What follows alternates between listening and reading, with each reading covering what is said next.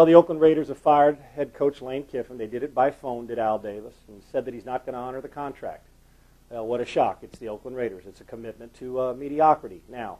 And he was so excited about Lane Kiffin when he hired him from USC, a kid that is younger than some of the players on his football team. That being said, he didn't get much of a chance to do much in Oakland, and now he's out of a job. See, what you must have in order to have a stable organization like the Raiders used to have, the Stabler days, and when they were winning, and there was that commitment to excellence.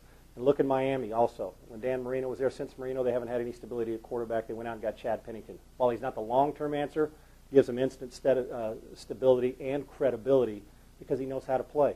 They've changed coaches all the time, like the Raiders. What happens? Boom.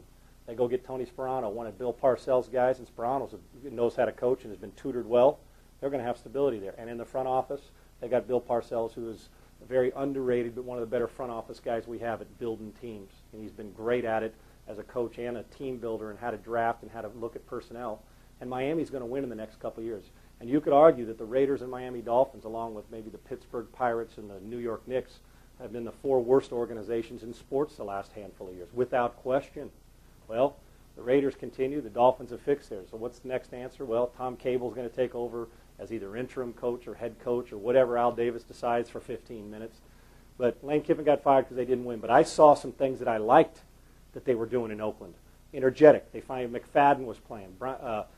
Jamarcus Russell had taken it to another level. It seemed he made some mistakes, but his arm is so good. He's still learning how to play. He hasn't started that many games.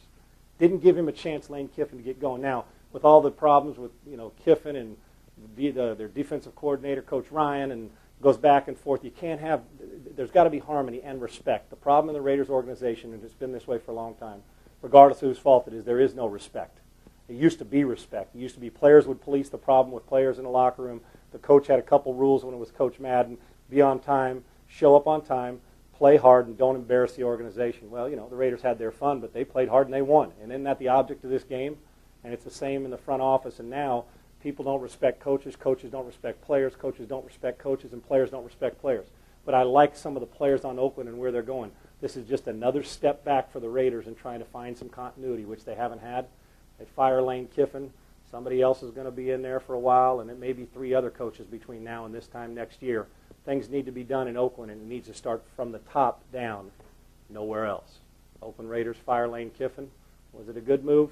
Well, you know what? There's going to be some say yes because Lane Kiffin was young, but I also say how in the world can you expect anybody to get in any rhythm in that short period of time? The key here is respect, and I don't think a lot of it was done and had within the Raiders organization anywhere.